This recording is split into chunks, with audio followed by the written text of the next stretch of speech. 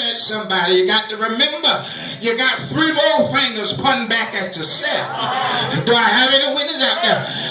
Where their sin has been exposed, you're just still in the closet. Do I have any witnesses out there? And you got to be careful how you try to expose somebody else's sin, because the Bible said, Jesus said, he said, touch not my anointed one, do my prophet no harm. In other words, he said, you put your hands on them. I hear God saying, I'm going to put my hands on you. Do I have any witness out there? And Paul says here, he said, so number 1, the attitude toward a fallen saint. Then Paul says, the attitude toward handling your burden. Right there, Galatians chapter 6, verse number 2, Paul says that we should bear one another burden.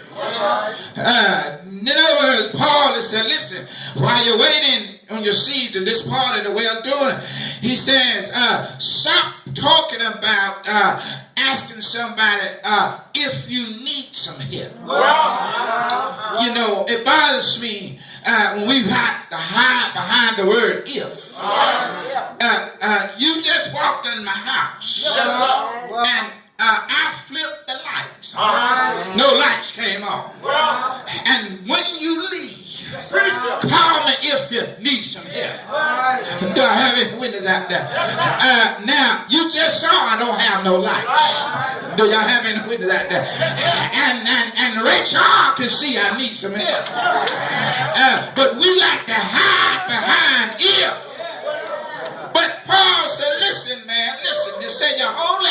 You say you're righteous. You got to remember everything you do prior to your season. It will dictate what type of season you're going to have. Do I have any witness out there? And the reason why a lot of us have them one-day season, because we ain't helping nobody. We ain't treating folks right. So the Lord just give you a hit and miss. Well, somebody else's season has been going on for 2 years. And they're just smiling and grinning because they got the favor of God. Do I have any witness out there? And I don't know about y'all, but I've learned now that I ain't going to be sad because I got favor with God. Other folk want you to be sad. They want to talk about she thinks she all of that and he think he all of that. Baby, I'm just smiling. I'm on cloud 9 because I realize that I have the favor of God. I don't care who don't like me when I got favor. Favor is God giving me something that I can't get for myself. And I wonder tonight, is there anybody else in the building have experienced the favor of God? Favor is the car that you got when your credit was jacked up from the floor up. Favor is the house that you have. No, you didn't make enough to get it, but he gave you favor. Then you got the audacity to act like you did it by yourself. I come by to tell you, we got to learn how to bear one another burden. My brother and my sister, church can be a whole lot better if we would stop turning a deaf ear to folk that need some help. You know, you can have, the Lord and bless you to have an abundance. You take your abundance and bury it in the backyard. Take your abundance, cut a hole in the mattress, stuff it in there. Don't have any witness out there. You take your abundance, find your secret place in the house, buy your safe, put a lock on top of the lock on top of the lock. But I come out to tell you, he don't give you an abundance to lock it up. He give you an abundance hoping that you will bless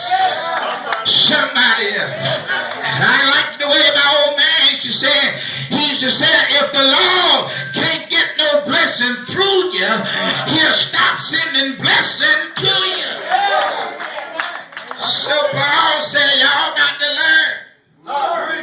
You got to start helping one another. It's all right to help one another. It's all right to give to one another. It's all right to be proactive and help somebody before they even need help. But Paul said, especially when you got a saint that is going through, it's sad that they can get help on the street before they can get help in the church. Do I have any witness out there? I can remember when I had got saved at an early age, and I had backslid, and I had began to hang out on the corner here, there, and yonder. And I noticed something, Pastor Smith, as I was hanging out there. I noticed that the winos would have a burden. Do I have any witness? And their burden was they didn't have no more liquor to drink. Do I have any witness out there? But I kept standing down and I kept watching. And the next thing I noticed was another wino, good God Almighty, would come help relieve that wino burden. And said, Brother Paul, you don't have anything now? He said, you can sip off of mine. Do I have any witness out there? What I'm trying to tell you is the street got it down pat. The church, we ain't got it yet. We got it like this right here. I got mine. You get yours. But Paul said you got to learn how to bear one another burden. And I come out to tell you, if you don't have no burden, Grandmama said, wait a while. She said, into each life, some rain must fall. She said, if no rain have fallen in your life, Grandmama said, wait a while. Don't have any witness out there. And I'm on my way out of here now. So not only Paul says, while you're waiting, do the way of doing, number one, attitude on how to handle a fallen saint. Attitude on how to bear one another's burden. Now Paul says, I want to show you the attitude you need to have towards yourself. Right there in Galatians 6 and 3. Paul said, if a man think more of himself than he really is. What is he doing, Paul? Paul says he deceiveth himself. In other words, Paul says, you got some folks that got themselves up here. When in all actuality, they're down here. Do I have any witness out there? And I wonder, have y'all met anybody like that? You can't even open your mouth before they try to just put themselves up here. They ain't got nothing. They don't look like they got nothing. They, as my dad would say, if you pick them up, turn them upside down, they wouldn't have two pennies to rub together. But listen to them talk, you think they're a millionaire.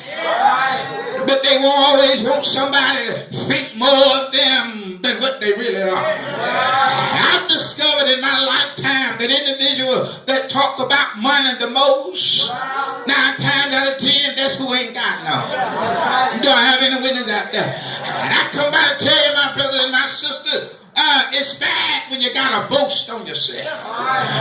You ought to let other folk boast on you. And you ought to just sit back in the cut and have a humble spirit. Because Paul says, you ain't fooling nobody but yourself. Do I have any witness out there? And that's why every now and then you ought to pick yourself and make sure you're still real. Because all the lies you have told the folks trying to make them think they're more than what you really are. Do I have any witness out there? And I come out and tell you tonight, Greater Bethel, it has taken a lot of work to try to make folk think something that's not true. You put stress on yourself. Make yourself have hustles. Trying to act like you got it together. This is why God can't bless some of us because we act like we already got it all. Ain't got nothing. Instead of saying, Lord, I need thee every hour of the day. I need thee. We still run around talking about, I got it, and I ain't going to let it go. Do I have any witness? But Paul said, listen, church. He says, stop thinking more of yourself than you really are. Then Paul says, listen here, gave you the attitude toward another saint. I gave you the attitude toward handling your burden. He said, now I told you the attitude how to handle yourself. I told you how to handle one another. He said, but now I want to tell you how to handle your burden. Right there, Galatians 6 and 5. Paul said, let every man bear his own burden. Now, somebody say, well, Pastor, you seem like Paul is contradicting himself. Because right there in verse 2, he says that we ought to bear one another burden. And now in verse 5, he's saying we ought to bear our own burden. What you want me to do, Paul? Do you want me to bear somebody else's burden? Or do you want me to bear my own burden? Paul said, what I'm trying to tell you is not only must you bear one another burden. In other words, Paul is saying it like this, if I had cancer, you can't take the cancer off me and put it on you. But you can build a support team around and help me bear the cancer better than I am by myself. Do I have any witnesses out there? In other words, Paul's saying, you got to learn how to bear your own burden. Do I have any witnesses out there? And while you bear your own burden, you got to keep in mind, trouble don't last always. Do I have any witnesses out there? And you got to keep in mind that just because I'm going through right now, it won't be like this always. Do I have any witnesses out there? I got to press on toward the end here. But let me stick this pen right here before I get out of here. Then Paul says, I want to tell you Galatians 6 and 7. A lot of time we misinterpret this text and we take it out of context. Because Galatians 6 and 7, Johnson says, be not deceived. Whatsoever a man soweth, says that same thing shall he also reap. And we run around here talking about, I ain't worried about them. They're going to get there. They're going to get there. In so many words, you're right.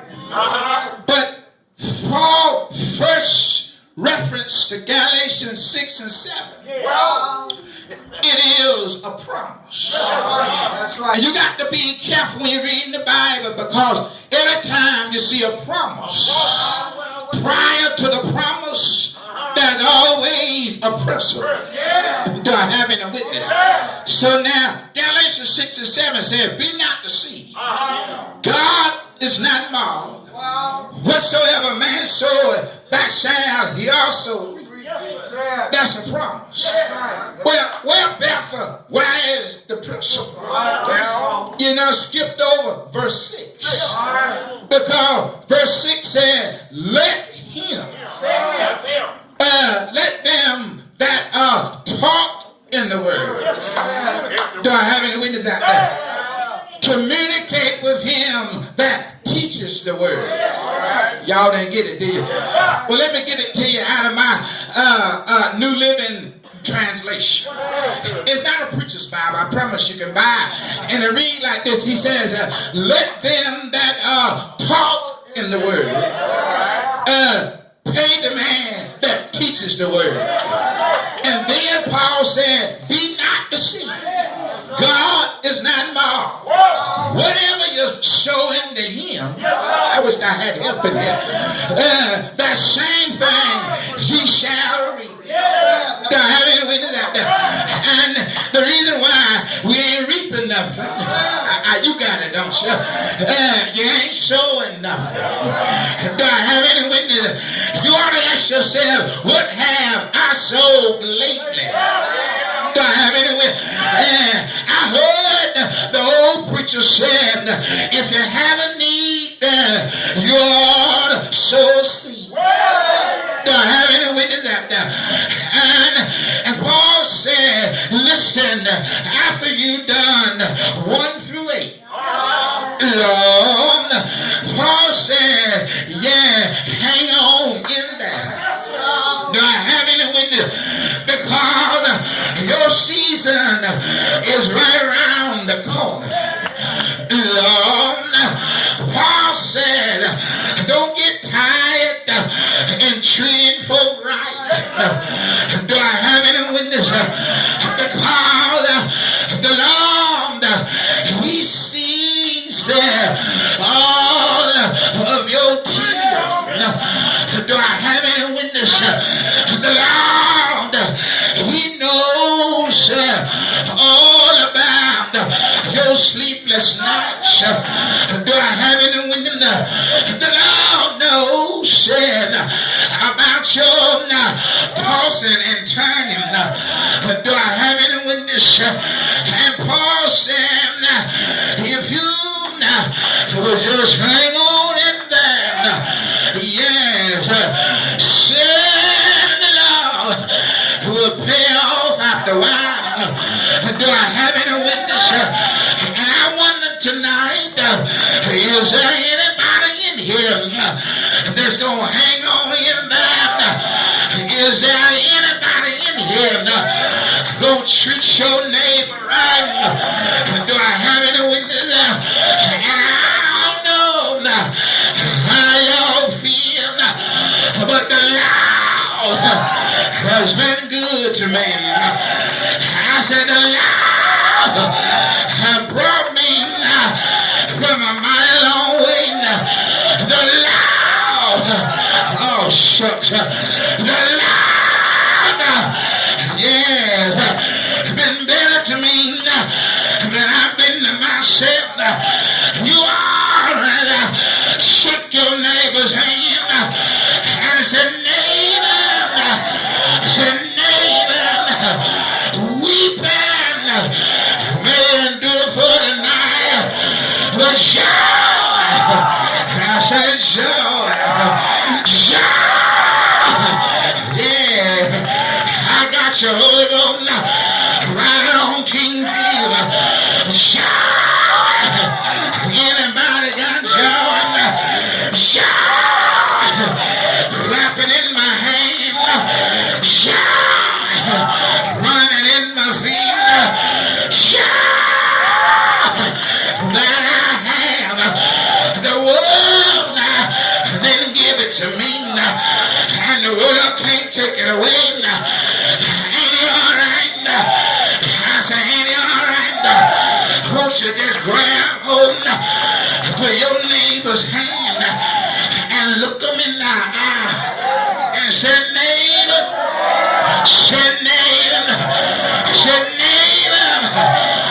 out of all I've been through,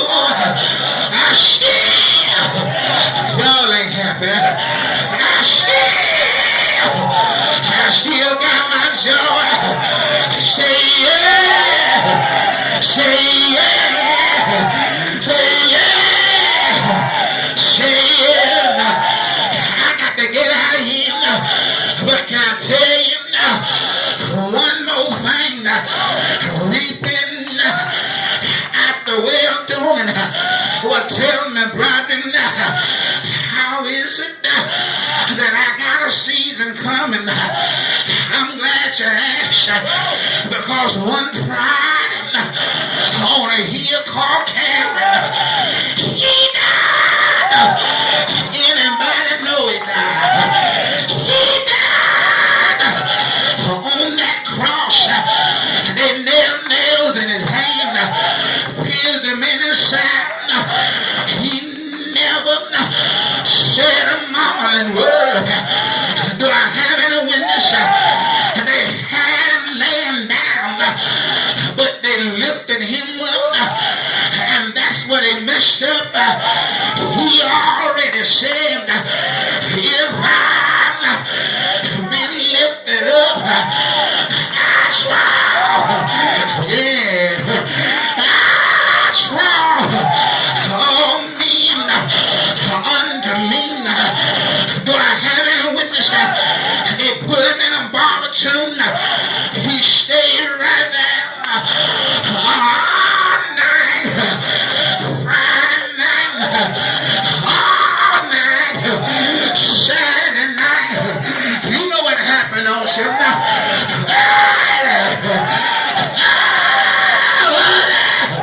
Y'all ain't happened. Sunday morning, he got up. I said he got up.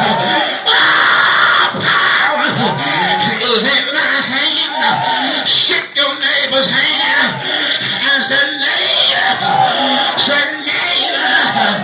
he lives. I said he lives. He lives. Anybody know he lives? I said, anybody know he lives? Well, do me one more favor and just throw your arms around your neighbor and pull him in close to you. Reel him and rock him. Rock him and reel him. Reel him and rock him. Rock him and reel him. And say, neighbor, I don't know what you're going through, but I got a feeling.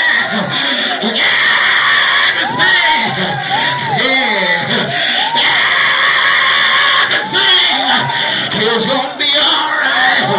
Say yeah. Y'all ain't saying that. Say yeah. Say yeah. Ain't he alright? I say, ain't he alright?